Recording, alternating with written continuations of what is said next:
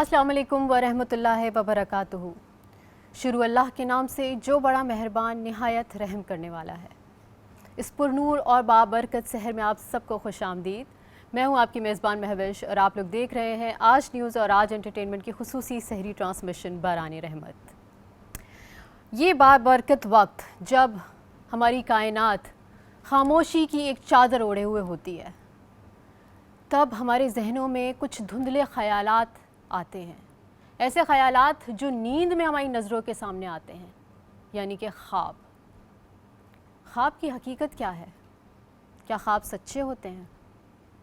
हमारी रिवायात में ख्वाबों को नबूवत का 46वां दर्जा दिया गया है। ख्वाब वो दरीचा है जिससे हम अपने अंदर की बेचैनियों से आगाह होते हैं और बशारत की सूरत में हमें आने वाले वक्त की आगाही भी मिलती है। आज की ट्रांसमिशन में हमारा मौजू है ख्वाब और उसकी ताबीर। इस हवाले से हम बातचीत करेंगे और सबसे बड़ा सवाल तो यह है कि क्या ख्वाब वाकई सच्चे होते हैं और इनकी ताबीर कौन बता सकता है।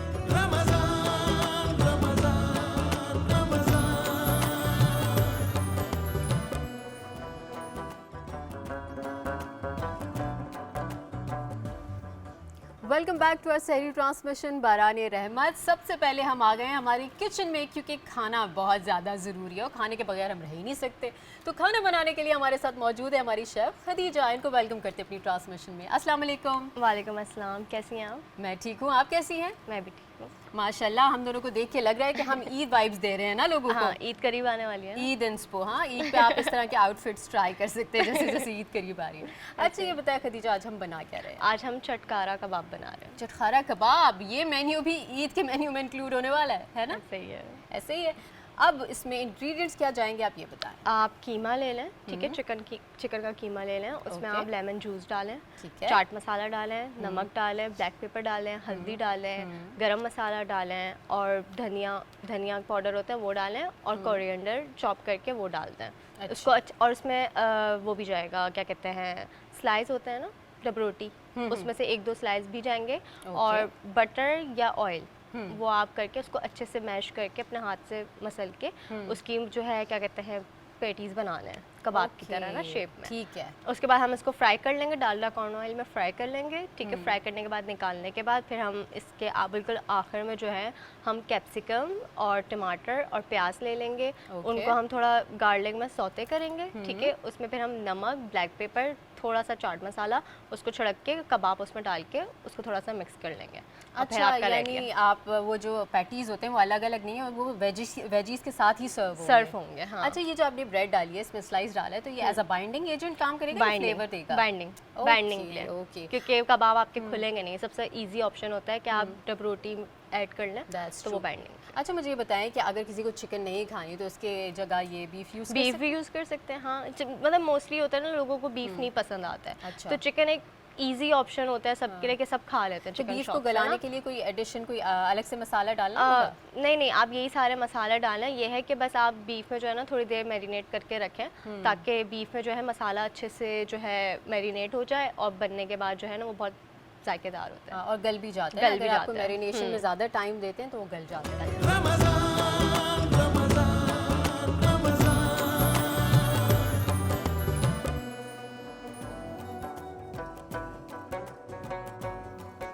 बारानी रहमत सहरी ट्रांसमिशन में एक दफ़ा फिर खुश आमदीद। आज का हमारा टॉपिक है ख्वाब और उसकी ताबीर। तो इस हवाले से बात करने के लिए हमारे साथ मौजूद है हमारी टीम का हिस्सा इंतहाई काबिल जय्यद आलिम दीन मुफ्ती मोहसिन उज़्ज़मा साहब। इनको वेलकम करते हैं अपनी ट्रांसमिशन में। अस्सलाम वालेकुम। वालेकुम सलाम बहन, खैरियत से? आप ठीक? अल्हम्दुलिल्लाह, आप ठीक है? अल्लाह का शुक्र, अल्लाह का। चलिए जी, आपसे इस हवाले से मज़ीद बात करेंगे, लेकिन हमारे नहायत काबिल और मुअज़्ज़ज़ मेहमान हमारे साथ मौजूद हैं, तो इनको इंट्रोड्यूस करते हैं अपनी ट्रांसमिशन में। सबसे पहले हमारे साथ जो शख्सियत मौजूद है, इनका ताल्लुक़ लॉ से है और ये हैं सुप्रीम कोर्ट के एडवोकेट और इसके साथ साथ ये सिंध बार काउंसिल के मेंबर भी हैं। प्लीज़ वेलकम मिस्टर आमिर नवाज़ बड़ाइच। अस्सलाम वालेकुम। वालेकुम सलाम। कैसे हैं आप? ठीक, आप सुनिए। अल्हम्दुलिल्लाह। आपका रमज़ान कैसा जा रहा है? अल्हम्दुलिल्लाह अच्छा जा रहा है। अच्छा जा रहा है। मसरूफियत कैसी है?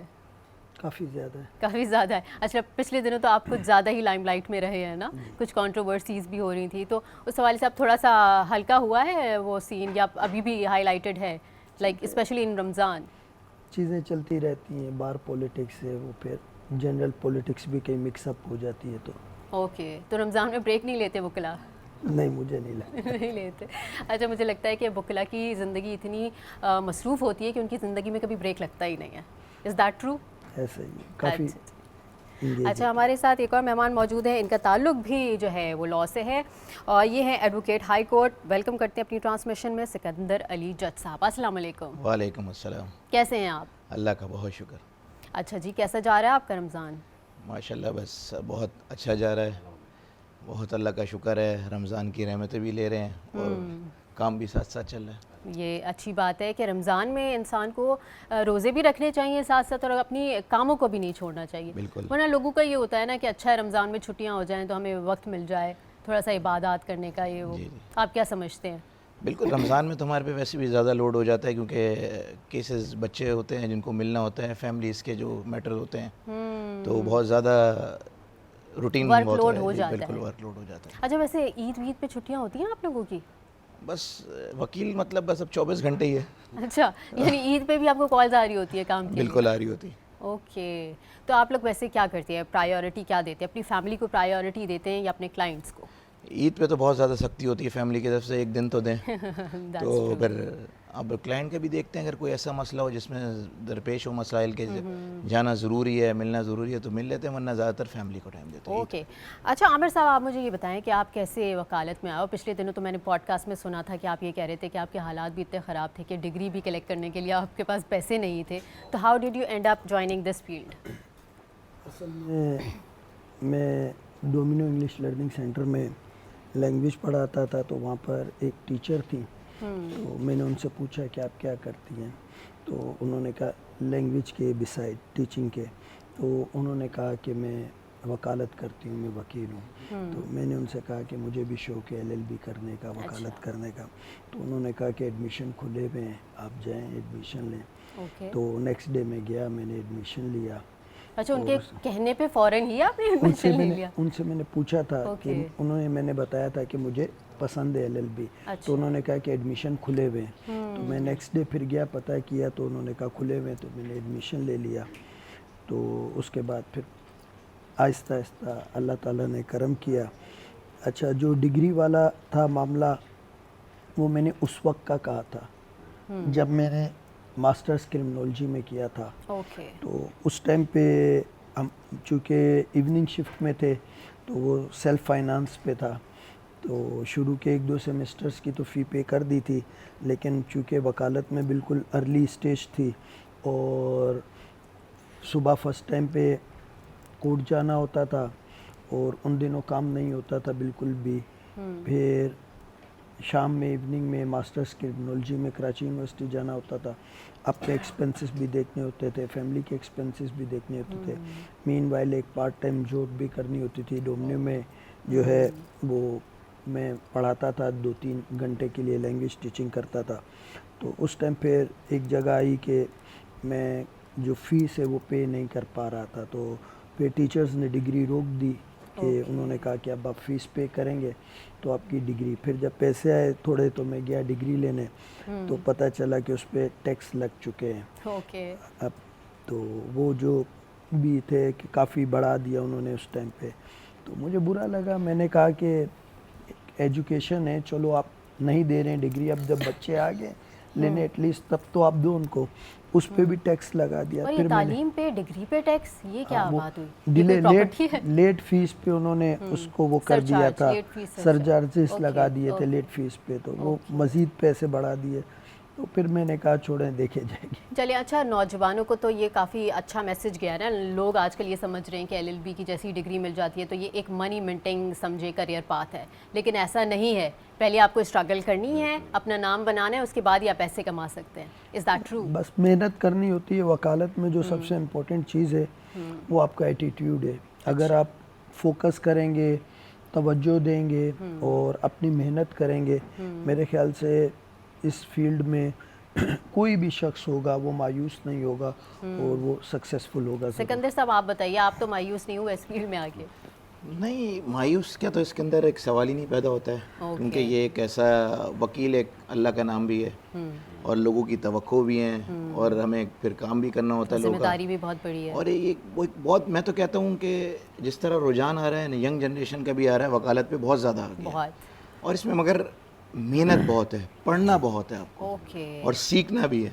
और जब तक आप मेहनत नहीं करेंगे, सीखेंगे नहीं, आप आगे नहीं जा सकते। अच्छा, एक और ट्रेंड भी तो है कि वकालत की डिग्री अगर आपको हासिल करनी है तो आपको पढ़ना नहीं पड़ेगा, बस जाना है, एग्ज़ाम देना है, एंड दैट्स इट। इसमें किस हद तक सच्चाई है? नहीं, ऐसा तो कुछ नहीं है, ये तो बिल्कुल एक कहने वाली बातें होती हैं। अच्छा, पिछले दिनों काफ़ी ऐसे वकील भी नज़र आए ना जिनके पास फेक डिग्रीज थी, तो उनके हवाले से भी थोड़ा सा बताइए। उसमें बेसिकली ऐसा था नहीं, एक मैसेज चला दिया गया था बगैर अच्छा। वेरिफिकेशन के, ओके। और अभी तक कोई ऐसा सच वेरिफिकेशन नहीं हुई कि आया वो डिग्री फेक है या डिग्रीज नहीं। फेक है अच्छा। या नहीं है।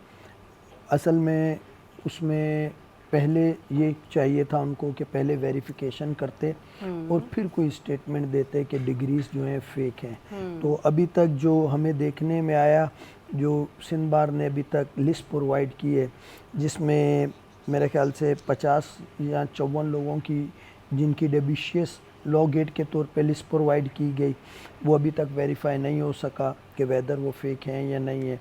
अच्छा, लॉ गेट का मतलब ये है कि अगर वो टेस्ट में फेल होता है इनरोलमेंट से पहले, उसकी डिग्री फेक नहीं होगी, उसका टेस्ट फेल होगा, वो उसके पास चांस होता है दोबारा टेस्ट दे के वो पास करके आ सकता है LLB के लिए। बिना पास किए डिग्री मिल जाती है, इशू हो जाती है? डिग्री यहीं तो लोगों को कंफ्यूज किया गया है। जी जी, बताइए। लोगों के पास डिग्री मौजूद है अच्छा, LLB की। ओके। LLB की डिग्री के बाद एक टेस्ट होता है जिसको लॉ गेट कहते हैं, ओके। वो पास करना होता है, उसके बाद फिर वो इनरोलमेंट की तरफ जाते हैं। तो आपकी डिग्री जाली नहीं होती, आप वो टेस्ट में अगर कोई फेल हुआ हो और बाय चांस किसी से मिलजुल कर कुछ अगर उसने अपनी इनरोलमेंट करा ली हो, या कोई अंडरटेकिंग दे के उसने इनरोलमेंट करा दी हो कि भाई मैं लॉ गेट पास कर लूँगा, मैं LLB के बाद लॉ गेट होगा, और वो पास करना हर वकील के लिए जी, ज़रूरी है अगर वो जिम्मेदारी प्रैक्टिस है। करना चाहता जी, है। ये ओके। रिसेंटली मेरा ख्याल है 2020 से या 18 से तब से शुरू हुआ है, मेरे ख्याल या 22 से, अच्छा, 2022 से शायद शुरू हुआ होगा, 20 या ओके। 22 से शुरू हुआ है। तो उसके बाद फिर दूसरी लिस्ट थी ड्यूअल मेंबरशिप की। अब ड्यूअल मेंबरशिप में उन्होंने जितने भी वकला थे जिनका मलीर का एड्रेस था, उन सबको ड्यूअल मेंबरशिप कर दिया। मेंबरशिप किस चीज़ की? कराची बार एसोसिएशन की। ओके। वो वकील थे, सब कुछ सही था, लेकिन वो एक वक्त में 2 बार्स के मेंबर थे, ओके। कराची बार और मलीर बार के। एसोसिएशन के हाँ, मेंबर थे। तो आप एक वक्त में एक बार की मेंबरशिप रख सकते हैं। ओके। तो उसमें उन्होंने क्या किया कि उन्होंने ड्यूअल मेंबरशिप में जितने भी वकील जिनके घर के एड्रेस मलीर के थे, उन सबको ड्यूअल में डाल दिया। ऑटोमेटिकली। अब उस पर बहुत ज़्यादा ऑब्जेक्शन आया वकला की जानिब से। उन्होंने कहा कि हमारी ड्यूअल मेंबरशिप नहीं है, आप अपना रिकॉर्ड सही करें, अपने लोगों को तो कहें। ये सारा सिस्टम क्या कंप्यूटराइज नहीं है कि ये अभी ऑटोमेटिक असल में कुछ लोग हैं जो चीज़ों को थोड़ा जल्दबाजी में करना चाह रहे हैं। अच्छा। सही है, हम इस बात में एग्री हैं कि अगर कोई फेक एडुकेट है तो आप उसको ज़रूर निकालें, बट उसकी प्रॉपर वेरिफिकेशन के बाद। बगैर वेरिफिकेशन से पहले ही आप किसी को डिक्लेयर कर दें कि ये फेक है और वेरिफिकेशन हुई नहीं है, तो वो एक अच्छा मैसेज नहीं जाता है। फिर उसके बाद उन्होंने कुछ लिस्ट निकाली, जिसमें एक लिस्ट निकाली जिसमें मेरा ख्याल है 100-150 लोगों की शायद वो निकाली, 150 लोगों की शायद एक और लिस्ट थी, जिसमें जो वो लोग जिनका इंतकाल हो गया था या वो ट्रांसफ़र कराकर दूसरी बार में चले गए। अब ऐसा होता है कि कुछ लोगों की अपडेट्स नहीं होती है बार के रिकॉर्ड में। फिर हमारे वहाँ कुछ वकील होते हैं जो अपने दोस्तों के ड्यूज़ ऑटो पे क्लियर कराते रहते हैं खुद ही, कोई बोले नहीं बोले वो 100-200 दूसरों को दे देते हैं कि भाई ये इनके ड्यूज़ हैं, ये क्लियर कर दो। ड्यूज़ या किस चीज़ के? सालाना ड्यूज़ होते हैं जो एसोसिएशन जी के। एसोसिएशन उसकी के। फीस होती है, समझे। सही है, तो वो सरचार्जेस कह दें, वो रिन्यूअल कह लें, सही। तो वो फिर उनके पास अपडेटेड नहीं होता है, तो वो वेल विशर के तौर पे या वैसे जो भी है वो ड्यूज़ अपडेट कर देते हैं और डेटा जो है वो अपडेटेड नहीं होता है। तो वो तो ये समझे सिस्टम के फ्लॉज है ना, कंप्यूटराइज सिस्टम। अगर अब उनका फ़र्ज़ ये बनता था कि उन्होंने एकदम से एक मैसेज चला दिया कि भाई 2300 लोग जो हैं वो फेक एडुकेट है। अब उसका मैसेज क्या गया, पूरे पाकिस्तान में वकला की एक तो बदनामी हुई, दूसरा ये हुआ कि एक डाउट्स आए जैसे आपने भी कहा कि फेक एडुकेट। अच्छा, किसने किया, क्यों किया, क्या एजेंडा था, इस हवाले से हम तफसील में बात करेंगे, लेकिन एक छोटे से ब्रेक के बाद, ब्रेक का टाइम हो गया, आप लोग कहीं मत जाइएगा, देखते रहिए हमारी सही ट्रांसमिशन बारानी रहमत।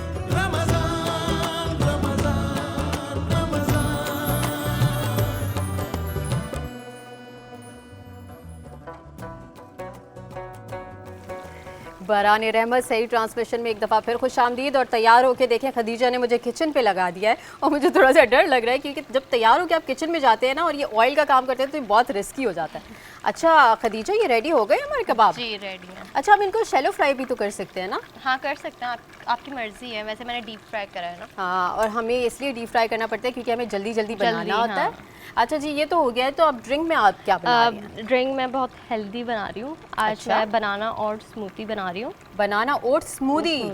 चलिए जी, ये तो बहुत ज़्यादा फुलफिलिंग और हेवी होने वाली है। जी। इंस्टेड ऑफ ये मेन कोर्स आप ये डायरेक्टली ये भी खा सकते हैं ना, सहरी में पी सकते हैं। पी सकते हैं।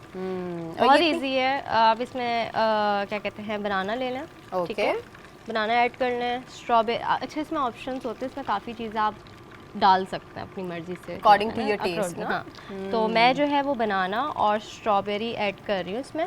ठीक है, Okay. और ओट्स ऐड कर रही हूँ इसमें। ठीक है, बनाना, स्ट्रॉबेरी एंड ओट्स। तो ये बनाना और स्ट्रॉबेरी का जो कॉम्बिनेशन होगा टेस्ट का, ये कैसा लगेगा?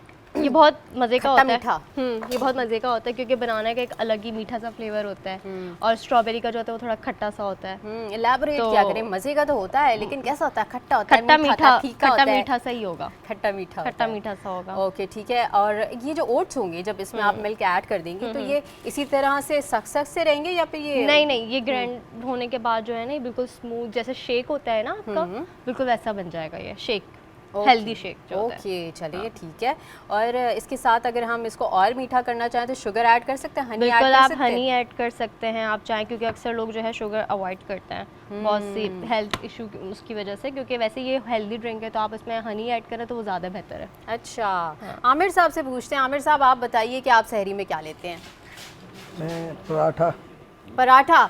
जो भी हमारे पास मेहमान आते हैं ना, वो यही कहते हैं हम पराठा खाते हैं। सिकंदर साहब, आप भी पराठा खाते होंगे फिर? नहीं, मैं सादी रोटी और चलिए कीमा जी, के साथ। सादी रोटी वाले भी आ गए हैं। अच्छा, तो ये पराठा खाने की क्या रीज़न है? पसंद है आपको या फिर घर में यही बनता है तो खा लेते हैं? पसंद भी है, घर में भी यही बनता है। मजबूरी है यानी। तो आपका वैसे दिल क्या चाहता है सहरी में खाने का? ज़्यादा नहीं, हल्का। हल्का।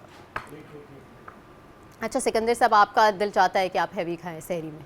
नहीं, बस सादा सा खाऊं और लस्सी साथ हो जाए बस। तो पराठे की जगह में लस्सी का पूरे combination कर पूरे देता लवाजमात हैं, लस्सी भी हो जाता है। अच्छा, आजकल वकला की मैं देख रही हूँ पार्टीज़ भी हो रही होती हैं, सहरी पार्टी, अफ्तारी पार्टी। तो अभी आपने रिसेंटली कोई पार्टी थ्रो की है या गए हैं आप उधर? हूं। रोज़ाना ही होती हैं पार्टियाँ। वाह, क्या बात है। सहरी भी होती है, अफ्तारी भी होती है, तो बस जाना ज़रूरी होता है क्योंकि मिलेंगे तो एक अच्छा सोशलाइज करना जी, बहुत ज़्यादा बिल्कुल। ज़रूरी है। अच्छा, आप लोग जिस तरह रोज़े में होते हैं और पेशियाँ होती हैं, आप लोगों को बाकायदा जराह करना होता है, तो एनर्जी कैसे लेकर आते हैं जब रोज़े में होते हैं? बस एक रूटीन बन गया है, एक मिथ बन गई है कि अब जैसे मेरी अपनी मिथ है कि मैं लस्सी पी लेता हूँ तो फिर ओवरऑल पूरे दिन कोर्ट में भाग सकता हूँ, प्यास नहीं लगती। It's more like a energy drink for you, है ना? ईजी हो गया, यानी कि हम आम दिनों में भी जब होते हैं तो सुबह के टाइम सारे केसेस होते हैं तो इतना ज़्यादा फील नहीं होता। चलें, आमिर साहब की वाइफ के लिए हम ये रेसिपी बना रहे हैं ओट्स वाली। ये आप लस्सी या कोई और ड्रिंक या पराठे की जगह भी अगर आप ये ट्राई कर लेना तो आपका पूरा दिन बहुत अच्छे से हेल्दी गुजर जाएगा। अच्छा जी, खदीजा मुझे ये बताएं कि अगर कोई ना पीना चाहे हेल्दी और ये गाड़ी वाली जो हैवी ड्रिंक्स होती हैं ना, तो इसके रिप्लेसमेंट में कोई ऐसी ड्रिंक बताएं जो बहुत हल्की होती है लेकिन बहुत रिफ्रेशिंग और आपको फुलफिलिंग रखे पूरा दिन। मैंने आपको शुरू में इतनी सारी जो ड्रिंक्स बताई थी, जो सोडे वाली? हाँ जी नहीं, सोडे वाली ड्रिंक आपको कभी फुलफिलिंग नहीं रखती। वही होती है जो रिफ्रेशिंग होती नहीं, है। एक और चीज़ ये होती है, वो ये कि आप कोई भी फ्रेश जूस है उसका जो नेक्टर है बेसिकली वो अगर आप पी लेंगे, जैसे एप्पल जूस, जैसे मैंने कल भी तो आपको जूस पिलाया, ABC जूस, तो कल उसका भी आप परसों, फ्रेश हाँ। जूस निकाल के पी सकते हैं। ABC भी पी सकते हैं। देखें, यही चीज़ें हैं जो आपको पॉइंटर्स देते हैं और वेरिएशन आ जाती है। और टेस्ट में अगर डिफरेंस आए ना कि आज हमने ये खाया है, कल दूसरी चीज़ खाई है, तो अच्छा रहता है, मज़ा आता है। रमज़ान का भी मज़ा जो है ना हमारे यहाँ भूखे प्यासे रहने में नहीं है, खाने में क्या खाना है इसमें। अच्छा जी, इसी बात के साथ ले लेते हैं एक छोटा सा ब्रेक। आप कहीं मत जाइएगा, देखते रहिए हमारी सही ट्रांसमिशन बारानी रहमत।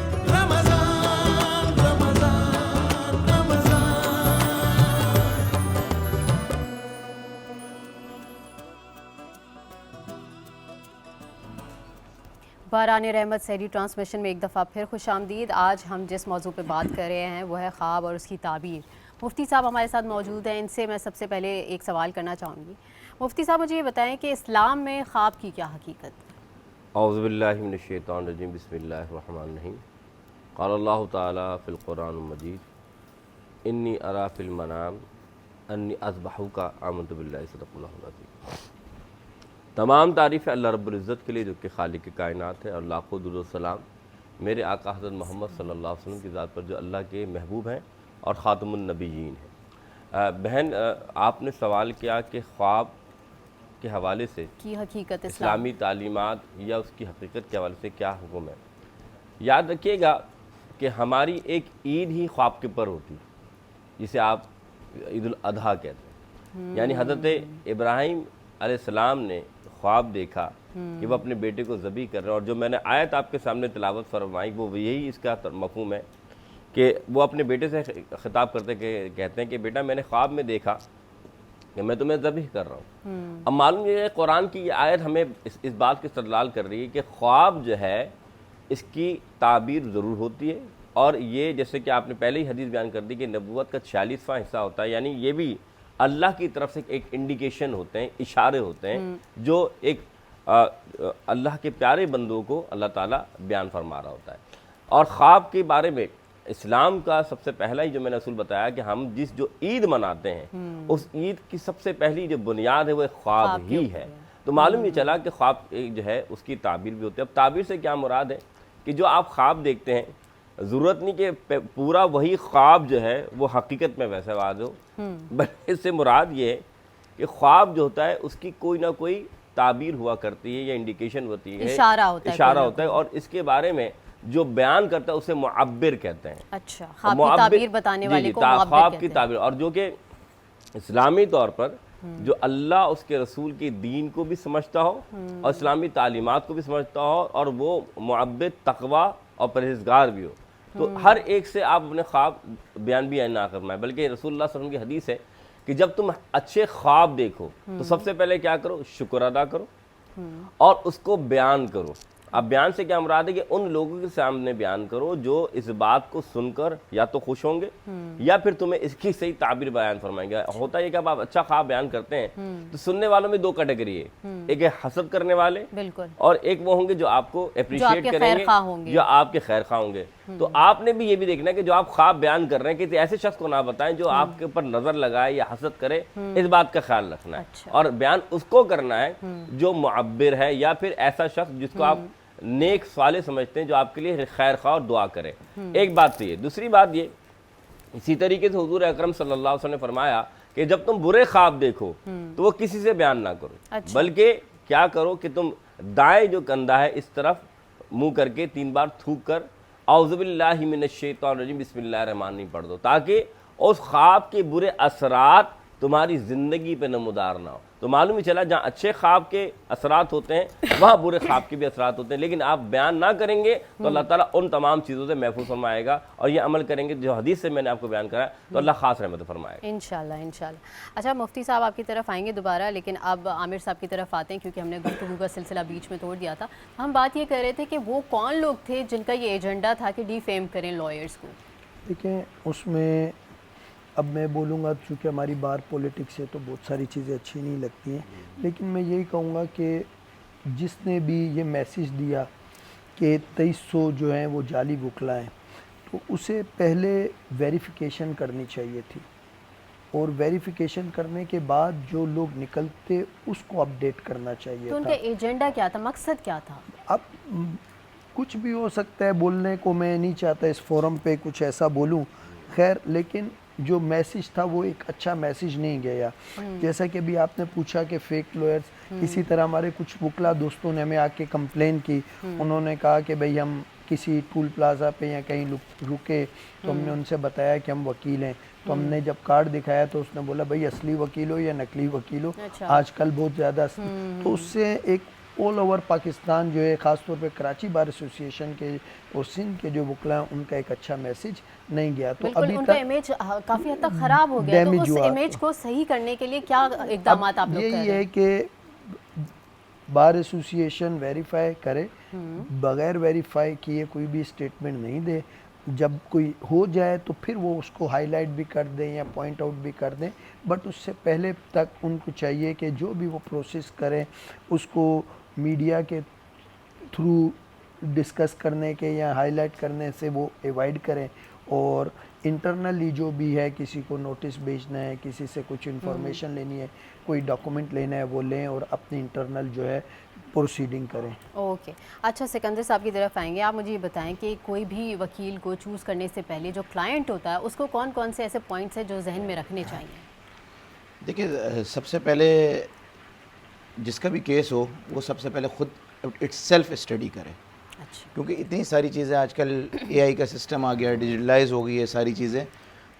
आजकल ऑलरेडी जो मैंने देखा रुझान है, लोगों को ज़्यादातर पता होता है क्या होना है और क्या होने वाला है, और उसके बाद जो आपका क्लाइंट होता है, जो आपके पास आता है कि कोई भी रिलीफ लेने के लिए, वो आजकल मैंने देखा है और बताते हैं कि आप इस तरह करें, आप इस तरह करें, तो आजकल तो पता लग जाता है। ये तो पहले की बात थी कि किस तरीके से उसको अच्छा, ये चूज़ तो करना वो है। क्लाइंट है ना जो पढ़े लिखे हैं। जी, अक्सर जी। क्लाइंट तो मैं देखती हूँ उनको बिल्कुल ABC भी नहीं पता होती, कानून का बिल्कुल उनको शऊर नहीं होता, तो वो क्या करें? देखिए, उसका प्रीवियस रिकॉर्ड होता है, जिस तरह हमारे, अगर आप कोई सी भी सिस्टम देखना चाहें ऑनलाइन, हमारे रिकॉर्ड होते हैं, अच्छा। कितने केसेस कर चुके हैं, कितने पेंडिंग में हैं, कितने सक्सेसफुल हैं, तो ये वर्ड ऑफ माउथ होता है बेसिकली। अच्छा। तो अब लोग होते हैं और वो देखते हैं कि हमारा पुराना इस वकील ने हमें रिलीफ दिलाया था, तो उसी के साथ उसका कनेक्शन बन रेफरेंस जाता के है। थ्रू कर लेते हैं। रेफरेंस के थ्रू बन वरना तो जाता है। आप अगर चले जाएं कोर्ट में तो वकील इतने होते हैं कि आपके आगे पीछे फिर रहे होते हैं, और कोई भी कहता है कि भाई हमें हायर कर लो, तो ऐसे रैंडमली किसी को हायर नहीं करना देखिए, चाहिए। ये रैंडमली का तो अब सिस्टम नहीं ख़त्म ही हो चुका है, क्योंकि अच्छा। अब आप अगर कहती हैं अगर पढ़े लिखे नहीं हैं, मगर आजकल तो हर बंदा ही इस्तेमाल कर रहा असल में है। आप जब भी जाओ, मैं यही कहूँगा कि आप कोशिश किया करें थ्रू रेफरेंस जाएं। फिर हमारे यहाँ मसला ये है कि जिसका अच्छा काम होता है तो वो एक दो बंदे को बताएगा कि उस वकील ने मेरा अच्छा काम किया, अच्छा। लेकिन अगर किसी का केस खराब हो जाएगा तो वो डंडोरा पीटेगा, वो वकील बुरा है वो। बाकी ये होता है कि हर वकील कोशिश करता है, बेसिकली जो मैं समझता हूँ, ये उनका भी रोज़गार होता है, तो हर वकील की कोशिश होती है कि वो अपना अच्छे से अच्छा केस करे, क्योंकि वो केस अच्छा करेगा तो उससे उसको फ़ीस भी मिलेगी, उसका जो है नाम भी अच्छा होगा और उसकी वकालत जो है वो भी प्रमोट करेगी। उनकी यही कोशिश होती है। हाँ, कुछ कहीं ना कहीं लापरवाही किसी वजह से, लेकिन जो मुझे देखने में है, अगर क्लाइंट विजिलेंट होता है, दो चीज़ें होती है। कुछ लोग तो होते फिर हैं, उसके साथ कोई नहीं खेल हाँ, सकता। सही बात है। एक वो होता है, आपने वकील को केस दे दिया, बस अब आप साइलेंट होके बैठ गए आपने उसी कि पे भाई छोड़ वकील दिया। उसी पे छोड़ हाँ, दिया, तो ऐसे नहीं वकील करना भी चाहिए। थोड़ा सा इजी हो जाता है समटाइम्स। अच्छा, ऐसा होता है कि कुछ केसेस जो डिले हो जाते हैं, बहुत ज़्यादा ओवर डिले हो जाते हैं, तो उसका रीज़न ये होता है कि लॉयर्स खुद कर रहे होते हैं उसको डिले। नहीं, लॉयर्स का नहीं है, उसके डिफरेंट रीजंस होते हैं। समटाइम्स जो होता है वकील की तरफ से भी हो जाता है, समटाइम्स कोर्ट की तरफ से भी हो जाता है, sometimes court staff suppose steno वगैरह नहीं है उसकी तरफ से हो जाता है, समटाइम्स क्लाइंट की खुद की तरफ से हो जाता है, वो नहीं आ पा रहा होता है या वो इंटरेस्टेड नहीं होता है, वो सिर्फ केस तो फाइल कर देता है लेकिन वो फर्दर लिटिगेशन में इंटरेस्टेड नहीं होता, वो उसको डिले करना चाह रहा होता है, डिले टैक्टिक्स यूज़ तो कर रहा होता वकील है। की प्रेफरेंसेस होती हैं कि हमारा केस जल्द से जल्द रैप अप हो जाए। डेफिनेटली वकील की प्रेफरेंसेस होती हैं, लेकिन उसमें भी जो मेरा ज़ाती तजर्बा है, जो वो क्लाइंट जो वकील पे थोड़ा सा ज़्यादा स्ट्रेस कर रहे होते हैं कि अपने केस में विजिलेंट होते हैं, तो वकील भी उसके केस में ज़्यादा विजिलेंट रहता होता है। है कि उसको पता होता है कि ये क्लाइंट आएगा, मुझसे पूछेगा कि भाई मेरे केस का क्या हुआ, आगे क्या होना है या अब क्या करना है। तो ये जो कोऑर्डिनेशन बेसिकली है, तो जितना अच्छा आप अपने वकील से कोऑर्डिनेशन रखेंगे, आपका केस उतना ही अच्छा चलेगा भी और उतनी ही जल्दी भी चलेगा। अच्छा सर, ये बताएं कि कौन से वकीला हैं जो ज़्यादा कमाते हैं, इंडिविजुअल वकील या फिर जो लॉ फर्म के साथ होते हैं?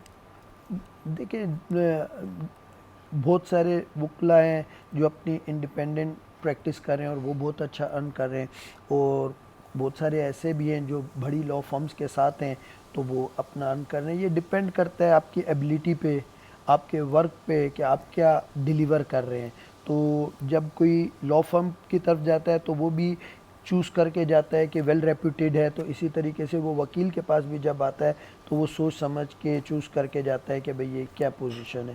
तो ये डिपेंड करता है वकील पे। अब लॉ फर्म्स में भी वकील होते हैं, लेकिन वो समटाइम्स नहीं अर्न कर पा रहे होते उस लेवल पे जो वो डिजर्व करते हैं। ओके, और इंडिपेंडेंट में भी तो it sometimes depends on the situation. ये एबिलिटी पे ज़्यादातर होता है। अच्छा, ये बिल्कुल। और अब क्रिप्टो और डिजिटल सारा साइबर सिस्टम आ गया है, तो अब ज़्यादातर तो वकील कोशिश करते हैं अब कि जल्द से जल्द केस करें, अच्छा, वर्कलोड बहुत क्रिप्टो की ज़्यादा। बात की, मुझे लगा कि क्रिप्टो में चार्ज कर रहे हैं। ऐसा तो नहीं हो गया बिटकॉइन में चार्ज कर रहे हैं? वो नहीं, कर सकते हैं, कर ऐसी बात सकते नहीं है। हैं, अगर देखिए ऑप्शन दे रहे हैं। क्रिप्टो करेंसी का अगर देखें आप, क्रिप्टो करेंसी का बहुत ज़्यादा अभी काम है, लोग करते हैं जिनकी वजह से उनके अकाउंट ब्लॉक्स हो जाते हैं।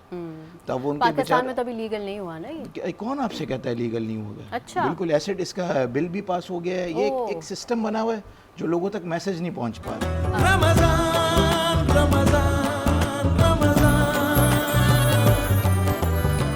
साथ ही जो है दस्तरखान भी सज चुका है, और दस्तरखान पे आज बहुत ही लजीज कबाब बने हुए हैं, और इतने लजीज हैं कि सब खाने में मगन हैं। मेहमानों से पूछते हैं उनको कैसा लगा। जी आमिर साहब, मुझे बताएं कि कैसे लगे कबाब? अच्छा बना हुआ है। आपने इतना लंबा पॉज लिया है, मतलब सोच के बताया कि अच्छा है या नहीं। सच सच बताएं, अच्छा लगा? अच्छा लगा, अच्छा बना। अच्छा है। अच्छा, आप बताइए कि आपको कैसा लगा? मैं तो सहरी के टाइम पे यही ज़्यादातर कबाब और चपाती खाता हूँ। चलें, मुझे आपकी अच्छा तो लगा बहुत विश ज़्यादा। पूरी हो गई आज, और माशाल्लाह बहुत अच्छा टेस्ट है। अच्छा टेस्ट है। जी। चलिए जी, अच्छी बात है। मुफ्ती साहब, आपको कैसा लगा? बिल्कुल अच्छा लगा, और अभी मैं खा रहा हूँ, लेकिन माशाल्लाह भाई मिर्ची वगैरह बैलेंस है, बेहतरीन बना है। मुफ्ती साहब सही रिव्यू देते हैं, मिर्चे बैलेंस भी बताते हैं, नमक सब पूरा टेस्ट बताते हैं। अल्हम्दुलिल्लाह। आमिर साहब, आप कुछ सीखें, खाने के रिव्यूज ऐसे देते हैं। आपकी बेगम भी पूछती होंगी खाना कैसा लगा, तो आप यही बोलते होंगे हाँ ठीक था। थोड़ा आप वो वाले pause- मर्द हैं। नहीं, थोड़ा हमारी pause अम्मा देके। की डायरेक्शन है कि कभी खाने में कोई नुक्स नहीं दे। बिल्कुल बिल्कुल, और घर नुक्स नहीं, में- और इतनी तारीफ करो कि दूसरा इतना अप्रिशिएट घर वाले मेहनत करके पकाते हैं, इसलिए जो भी पका है अच्छा पका है। अच्छा पका है। बिल्कुल, और मर्द हजरात जब तारीफ़ करते हैं अपने घर के खाने की, ख़वातीन के खाने की, तो उनमें मोटिवेशन आ जाती है, फिर वो और डेडिकेशन के साथ बनाती हैं। अच्छा, मुझे ये बताएं कि कोई बचपन की आपकी मेमोरी हो, याद हो रमज़ान से रिलेटेड, जब आपने रोज़ा रखा हो, आपकी रोज़ा खुशाई हुई हो? नहीं, नहीं। कोई आपकी कोई मेमोरी नहीं है? मैं बेसिकली जट फैमिली से हूँ, अच्छा। तो हमें ज़्यादा लाड नहीं देखते।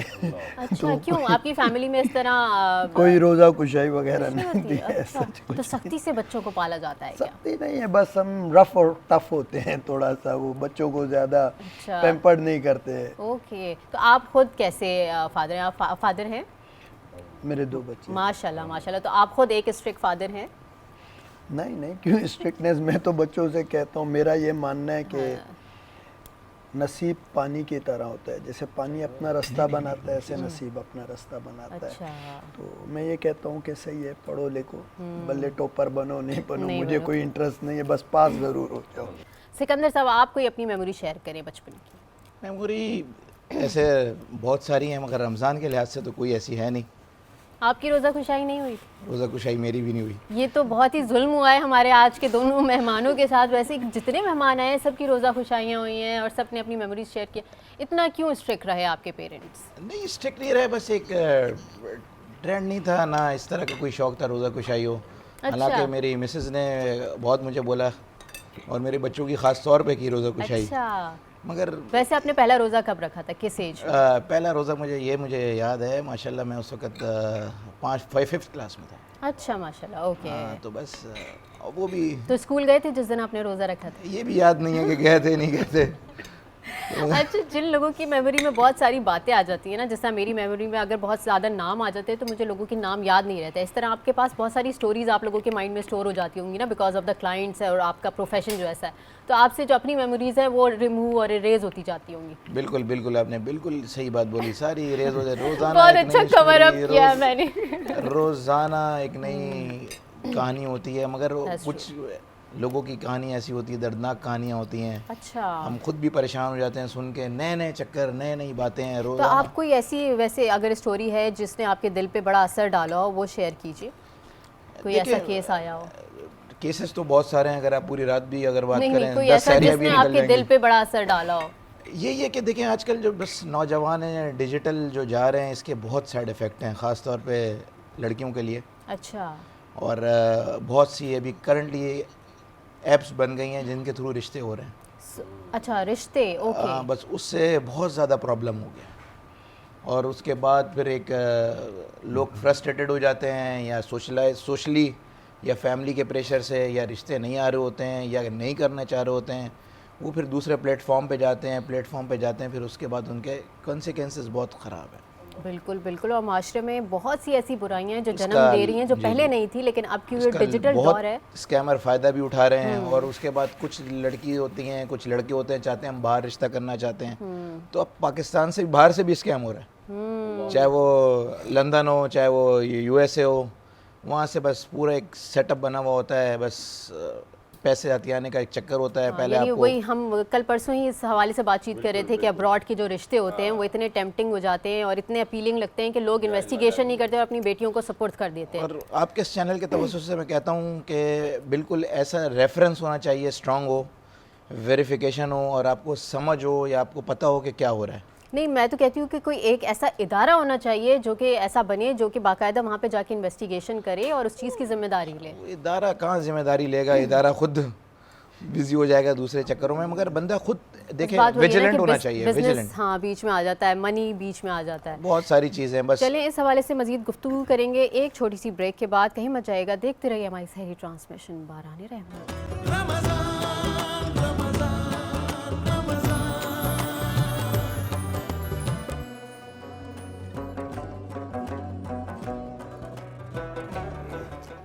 बाराने रहमत सहरी ट्रांसमिशन में एक दफ़ा फिर खुश आमदीद। आज का मौजू है ख्वाब और उसकी ताबीर। मुफ्ती साहब की तरफ आते हैं। मुफ्ती साहब मुझे ये बताएं कि कोई ऐसा पर्टिकुलर वक्त है जिसके वह ख्वाब देखा जाए तो हम ये कह सकते हैं कि वो ख्वाब सच्चा होगा। बिल्कुल ये बात जो आपने फरमाई, और बिल्कुल ऐसा ही है कि ख्वाब जो है ख़ास तौर पे चंद लम्हात या उन वक्तों में अगर देखा जाए तो वो ख्वाब जो है उनकी हकीकत होने के जो है उलमा कराम ने और इस बात की और अहादीस नबविया से ये बात साबित हो जाती है।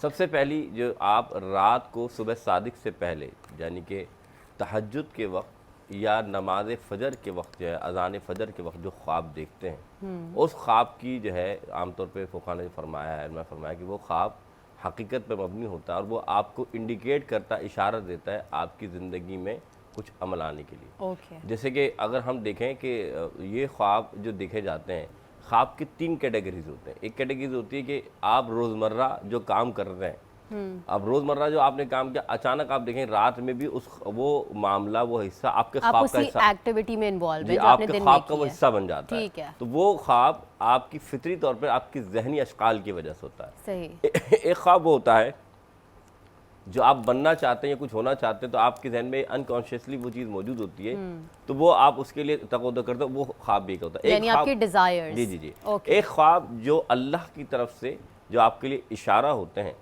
वो इशारतन आपको बयान होते हैं कि आप ये अमल कर लेंगे तो आपके लिए बेहतर होगा। मिसाल के तौर पे ख्वाब में दूध का देखना, अच्छा। इससे मुराद के इल्म में इजाफा हो जाना। अच्छा। जी जी। इसी ओके। तरीके से आप सरसब कोई वादी देखते हैं, तो इससे मुराद ये कि अल्लाह ताला आपको इज्जत, दौलत और शोहरत से नवाजेगा। अच्छा, अक्सर लोग पानी देखते हैं। हाँ, पानी का ही मतलब ये होता है कि अल्लाह ताला उसको बहुत सारा यानी कि दौलत और नेमतों से इसको नवाज रहा होगा। बारिश का देखना, पानी का देखना, तो हर एक जिसकी ताबीर से, अब जैसे लोग सांप देखते हैं, तो सांप से मुराद ये कि दुश्मन का देखना, अच्छा। कि कोई ना कोई उसका दुश्मन या तो उस पर हमला करने वाला है या फिर दुश्मन बन गया है। अच्छा। तो अब इस तो सिर्फ सांप या तमाम रेप्टाइल्स जैसे नहीं, छिपकली हो गई, मगरमच्छ हो गया, ये सब इसमें ऐसे हशरातुल अर्द जिससे आपको नुकसान पहुंचने का अंदेशा हो। अच्छा। तो जाहिर सी बात, तो ऐसे अगर आप ख्वाब में देखते हैं तो उनका यही ताबीर निकलती है। इसी तरीके से अगर लेकिन घोड़ा देखते हैं तो उससे मुराद ये है कि आप ये अल्लाह ताला का ये भी एक यानी कि मखलूक और जानवर है, लेकिन इससे वाकई कि आपको वक़ार मिलेगा, लोगों में आपको पजीराई मिलेगी। तो फिर मैं आपसे कहूँगा कि आप इस ख्वाब को जो आपको लगे कि हाँ ये मेरा एक अच्छा ख्वाब है, तो ख़ास तौर पे आप मुअब्बिर को बताएं ताकि वो आपको इसकी सही ताबीर बयान कर सकें। अच्छा, एक और बात याद रखिएगा, ये जो मैंने आपको बताया ख्वाब, अल्लाह ताला के प्यारे नबी हज़रत यूसुफ अलैहिस्सलाम का आपने नाम सुना होगा। यूसुफ अलैहिस्सलाम वो अल्लाह के नबी जो ख्वाब के ज़रिए जो अल्लाह ताला ने उनको इतना बड़ा मुकाम दिया कि मिस्र की बादशाहत उनके ज़िम्मे में आई, और यहाँ तक कि उन्होंने एक ख्वाब देखा कि 11 सितारे, एक चांद, एक सूरज उनको सजदा कर रहा है। तो उनके 11 भाई थे, तो अल्लाह ताला ने उनको भी उनके ज़ेर नगू कर दिया कि वो तमाम आपके ताबे हो गए, जबकि वो हसद करते थे। तो अल्लाह ताला ने ख्वाब को बहुत अहमियत दी है। और एक और मैं बात बताऊं कि ख्वाब अगर आपको ऐसा लगे कि आपका ख्वाब आपके लिए एक खतरनाक पहलू लेके आए, अगर आपने बताया नहीं या आप तो ख्वाब में डर जाएं। हाँ, तो आप सदका कर दें। अच्छा। सदका करने से फ़ायदा ये होगा कि अल्लाह ताला वो वबा या वबाल, हुजूर फरमाते हैं जब बंदा सदका करता है तो जो वबाल आने वाला है या आने वाला या नहीं भी आने वाला, लेकिन वबाल है, अल्लाह ताला आपको उससे महफूज फरमा देता है। अच्छा, तो इस वजह से आपको अगर ऐसा कोई ख्वाब नजर आए जो आपके लिए आपको खुद महसूस हो कि ये बेहतर नहीं है या आपको वो बेचैन कर दे, हाँ, तो आप उसके या आपको सुकून ना मिले, हाँ, तो बस आप आप क्या सदका कीजिए दे कि दें। आप सदका कर दें। अल्लाह ताला इस सदके के सबब अल्लाह ताला आपको सुकून अता अच्छा फरमाए। मुफ्ती साहब, एक और चीज़ ये है, लोगों के साथ बहुत ज़्यादा होता है, कुछ लोगों के पेरेंट्स जो हैं जो वफात पा जाते हैं वो भी अक्सर ख्वाब में आते हैं, तो इसका क्या मतलब? अच्छा, इससे मुराद ये होती है कि कोई ना कोई जायज़ तमन्ना अगर उनकी दुनिया में रह गई है तो आप वो काम कीजिए। दूसरा ये होता है कि जब आप नेकियां कम करते हैं अच्छा। और अच्छे अमाल, क्योंकि हुजूर की हदीस हुजूर फरमाते हैं औलाद दुनिया में हो, माँ बाप दुनिया में नहीं हो, तो याद रखिएगा कोई भी अमल उन तक नहीं पहुंचेगा सिवाय उनकी औलाद की नेकियों के। जब औलाद अच्छे काम करती है तो माँ बाप को भी वो नेकियां मिलती है जो औलाद करती है, लेकिन जब वो कोई ऐसे काम करती है जो दुनिया के अंदर परेशानी का सबब बने, तो माँ बाप का आना ये कि आप कोई अच्छे अमाल करें ताकि हमारे लिए भी अल्लाह ताला उस आखिरत की ज़िंदगी में सुकून अता फरमाए। तो कोशिश कीजिए उनके लिए अच्छे अमाल कीजिए, खैरात कीजिए ताकि उनको इसका जो सवाब मिले। एक मिसाल देता हूँ, अगर आज हुजूर की हदीस हुजूर ने फरमाया कि एक साहबी आए, फरमाया रसूलल्लाह मेरी वालदा का इंतकाल हो गया तो मैं क्या करूं? तो हुजूर ने फरमाया उनके नाम का एक कुआं तुम बना दो, जो पानी पिएगा उसका सवाब तुम्हारी वालदा को पहुंचेगा। इससे मुराद ये कि अगर आप कोई ऐसा एहसाल सवाब या कार खैर का काम कर देते हैं जो सदका जारिया बन जाता है, तो माँ बाप की नेकियों में मरहूम वालिदैन को उसका सवाब मिलता रहेगा ताहयात, ताकि उनके ख्वाब में भी जो है उनके लिए मुसर्रत पैदा हो। बिल्कुल, बेशक। अच्छा आमिर साहब, मुझे ये बताएं कि आजकल तो टेक्नोलॉजी का दौर है, तो टेक्नोलॉजी ने किस हद तक लॉ को जो है वो इजी बना दिया है या उसकी जो तमाम प्रोसीजर्स हैं उनको इजी बना दिया है? मेरे ख्याल से तो काफ़ी हद तक इजी कर दिया है। अभी अगर आपने रेफरेंसेस ढूंढने हो, केस लॉस ढूंढने हो तो या आपने कोई एप्लीकेशन लिखनी हो या कोई प्लान तैयार करना हो एआई के थ्रू, आप उसको डायरेक्शन दे सकते हैं। कोई रिप्लाई फाइल करना हो, तो मेरे ख्याल से काफ़ी हद तक जो है जो यूज़ करना जानते हैं। अब इस टाइम पे एक इशू ये भी है कि यंगस्टर्स तो हमारे यूज़ करना जानते हैं कि टेक्नोलॉजी को, लेकिन एक सीनियर्स की बड़ी तादाद है जो इस टाइम पे टेक्नोलॉजी को यूज़ करना, प्रॉपर्ली यूटिलाइज करना नहीं जानते। तो वो उनको छोड़कर मेरे ख्याल से काफ़ी यूज़फुल हो चुका है। अच्छा, तो इस हवाले से कोई वर्कशॉप्स होती हों कुछ, क्योंकि मैंने देखा है अक्सर लॉयर्स को भी बहुत सारी चीज़ें नहीं पता होती, तो वो भी टेक्नोलॉजी का इस्तेमाल करके करते हैं, तो हमारे लॉयर्स के लिए लॉ जो होती है ये लिविंग थिंग है। आप देख रहे होंगे मुसलसल या तो कोई कानून आ रहा होता है या कानून ख़त्म हो रहा होता है। लॉ अमेंडमेंट्स होती रहती हैं। जी, अमेंडमेंट्स होती रहती हैं। तो इसलिए हमें भी day to day different topics पे जो उनसे वो पढ़ना भी पड़ता है और उसकी वर्कशॉप भी। तो हमारी उसमें कमेटीज़ होती हैं जो बार एसोसिएशंस होती है, तो उसमें एक एजुकेशनल कमेटी होती है। अच्छा। वो एजुकेशनल जो कमेटी के जो चेयरमैन होते हैं उनकी ज़िम्मेदारी होती है, तो वो फिर डिफरेंट टॉपिक्स पे और सीनियर्स को बुलाकर या जजेस को बुलाकर उनको लेक्चर डिलीवर कराते हैं, ताकि वो फिर उनके जो भी नॉलेज है उसको इन्हांस किया जाए और उनको अप टू डेट किया जाए। ठीक है, ठीक है। मज़ीद बातचीत करेंगे लेकिन एक छोटे से ब्रेक के बाद। कहीं मत जाएगा, देखते रहिएगा भाई सहरी ट्रांसमिशन बाराने रहमान।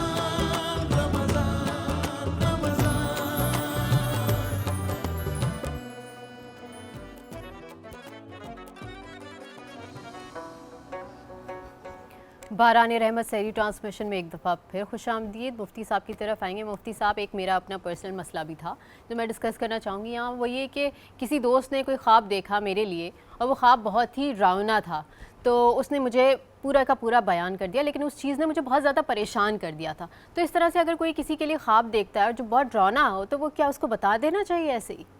अच्छा, इसमें हुक्म तो ये शरई यही है, चाहे आप देखें या कोई और देखे, अगर वो मनफी ख्याल आपके बारे में देख रहा है और आपके साथ जुल्म और ज़्यादती देख रहा है, तो मज़ीद आपको परेशान भी ना करे, बल्कि वो ख्वाब मैंने जैसे बयान फरमाया कि वो जैसे उठे तो बाएं करवट मुंह करके 3 मरतबा हल्के से थूक दे और लाहौल पढ़ ले, और आपके लिए ये जो भी ख्वाब जिसके लिए देखा है उसके लिए खैर और बरकत की दुआ करें। अच्छा। ना कि उसको मजीद बढ़ाकर कि भाई मैंने तुम्हारे लिए ये देखा है, उसको परेशान किया जाए।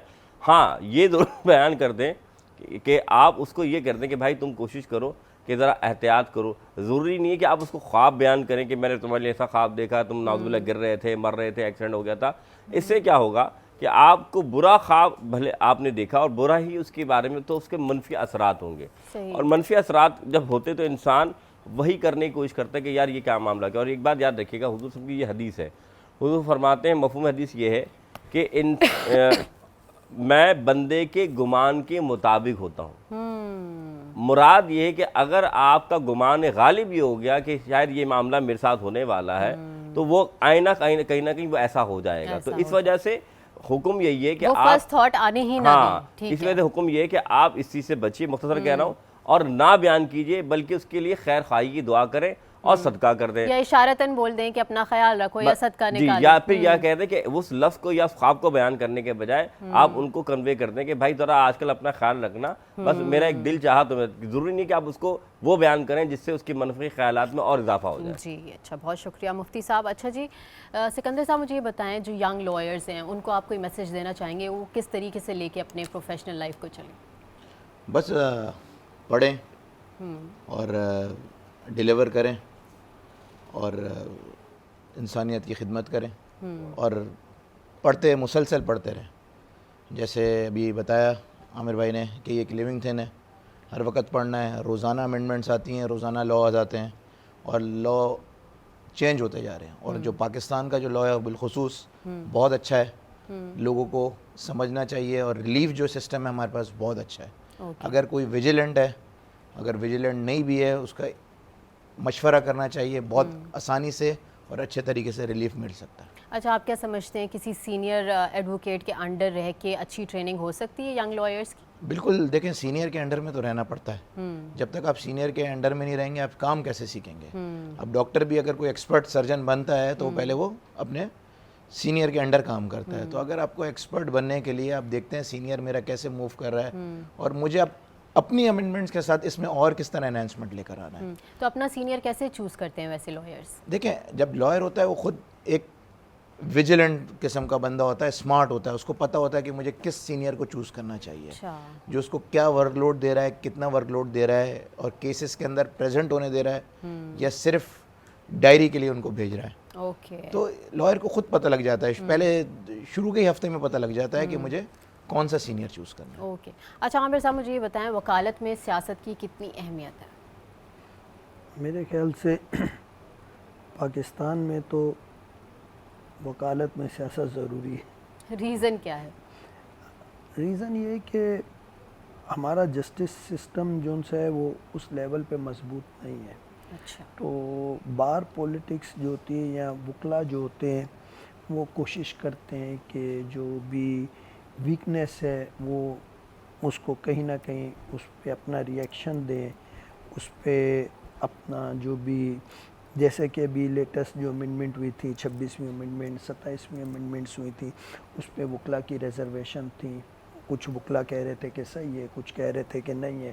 तो वकील जो होता है, जो पॉलिटिकल होते हैं, तो ये एक अपना लोगों का जो नीचे दूसरे वकला होते हैं उनसे फीडबैक लेके एक अपना पॉइंट ऑफ व्यू देते हैं और कोशिश करते हैं कि जो लॉलेसनेस है या जो इलीगल जो भी अमेंडमेंट्स हैं या वो कानून जिससे जो आम बंदा है उसको वो रिलीफ ना मिल रहा हो या उससे कहीं ज़्यादती हो रही हो, तो वो उसके ख़िलाफ़ अपनी आवाज़ उठाते रहें। अच्छा आमिर साहब, एक टर्म है जो बहुत ज़्यादा अब आम हो गई है, वकला गर्दी, तो ये क्या है?